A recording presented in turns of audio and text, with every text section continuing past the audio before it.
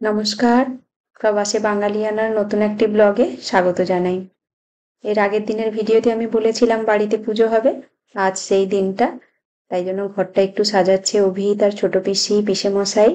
আর এই ফুলগুলো সব আর্টিফিশিয়াল, কিন্তু খুব ভালো লাগে যখন পুজো টুজো হয়। এগুলো খুব কাজে দেয় কিন্তু।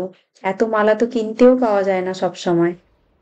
বলতে বলতে ঠাকুরমশাইও এসে গেছেন একদম টাইমে, 4:30 পৌনে 5টা নাগাদ আসবে বলেছিলেন, এসে গেছেন টাইমে। পুজো শুরুও হয়ে গেল, আমরা বসেছি পুজোতে। খুব ভালো লাগছে। আগে আমাদের বাড়িতে এটা প্রতি বছরই হতো, মাঝখানে এই 2-3 বছর বন্ধ হয়ে গেছে।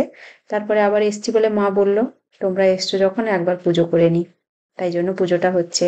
আর আজকে সারাদিনটা খুব ব্যস্ততার মধ্যে কেটেছে, মানে সকালবেলা থেকেই। আজকে সকালবেলাও মা ঘরের ঠাকুরকে এমনি খিচুড়ি প্রসাদ বানিয়ে দেওয়া হয়েছিল, তার জন্য সকালবেলা অনেক রান্না বান্না ছিল। তারপরে আবার বিকেলবেলা পুজো ছিল, সেগুলোরও অনেক কিছু ব্যবস্থা করার ছিল। ভীষণ তাড়াহুড়োতে কেটেছে। যাই হোক, সবকিছু খুব ভালোভাবে কিন্তু হয়েছিল। আর বিকেলবেলা অনেকজনকে ডাকাও হয়েছিল, বাড়িতে পুজো হলে তো আশেপাশে লোকজনকে ডাকতে হয়। ডাকা হয়েছিল, কিন্তু যেহেতু 4:30টায় পুজো শুরু হয়ে গেছে, কেউ আসেনি, হয়তো পরে পরে আসবে। কিন্তু এসেছিল সবাই। আর আমাদের বাড়ির, আমার ননদের বাড়ির থেকে আসবে, মায়ের এক বান্ধবী আসবে, মানে ওদের ফ্যামিলি পুরো আসবে। তাদের রাত্রিবেলারও খাবারের ব্যবস্থা আছে, লুচি তরকারি। এই পুজো টুজো শেষ করে আবার ওইগুলো বানাতে যাব। আর এত তাড়াহুড়ো ছিল, সেই জন্য ভিডিও করারও সময় পাইনি কিন্তু। যাই হোক, এখন এই যে ননদরা করেছে বলে আপনাদের সঙ্গে শেয়ার করতে পারছি।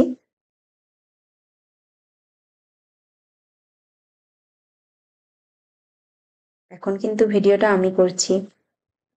আমাদের পুজো করা শেষ হয়ে গেছে, এখন ঠাকুর মশাইয়ের একার পালা। তো উনি পুজো করছেন, ভাবলাম আমি সবাইকে একটু দেখাই। ওইদিকে ওই যে ননদ, নন্দাই, ছোট ননদ, মা সবাই বসেছে। পুজো শেষ হওয়ার আগেই কিন্তু অনেকে এসে গেছিল।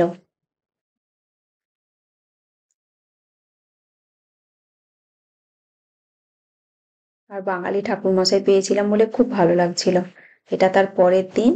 আমরা যাচ্ছি গুজরাতি থালি খেতে, মানে আমাদের ইচ্ছে ছিল এটা গুজরাতি থালি খেতে যাব। ওই যে কালকে তোরণ লাগানো হয়েছিল, মানে ওই আমের পল্লব দিয়ে দরজার সামনে, সেটাও এখনো ঝুলে আছে, মা সেটাই বলছিল। চলে এসছি এই যে গুজরাতি থালি খেতে।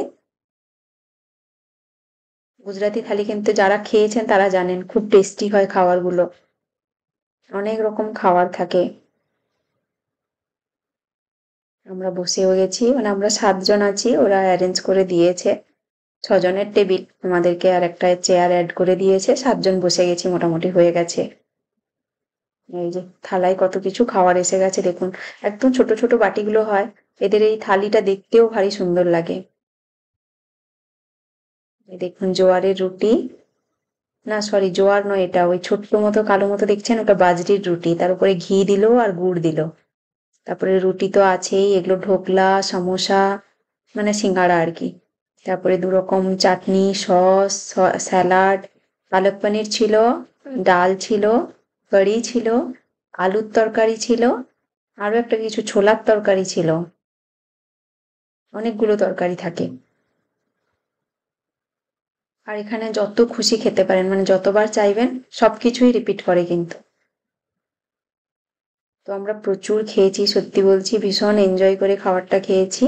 আর আমাদের একদিন পরেই আবার ইউএস ফিরে যাওয়ার ব্যাপার। তো লাস্টের খাওয়াটা সত্যি খুব ভালো হয়েছিল, মানে খুব এনজয় করে খেয়েছি আমরা সবাই, খুব ভালোবেসে খেয়েছে আর কি। সব সময় তো মাছ মাংস খাওয়া হয়, একদিন নিরামিষ খাবার খেলাম। আর গুজরাটে থাকি আর গুজরাটি থালি খাবো না, এটা হতে পারে না। আমরা ভেবেই এসছিলাম ওখান থেকে যে গুজরাটি থালি খাবো। সবাই খুব ভালো করে খেলাম। এই ছিল আমার আজকের ব্লগটা। আমার ব্লগটা যদি আপনাদের ভালো লেগে থাকে, তাহলে অবশ্যই লাইক করবেন, কমেন্ট করে জানাবেন কেমন হয়েছে। আবার দেখা হচ্ছে খুব তাড়াতাড়ি, কারণ আজকে গিয়েই আমাদের প্যাকিং শুরু করতে হবে। এর পরের ভিডিও আসবে আমাদের জার্নির ভিডিও। খুব ভালো থাকবেন সবাই, দেখা হবে পরের ভিডিওতে। টাটা।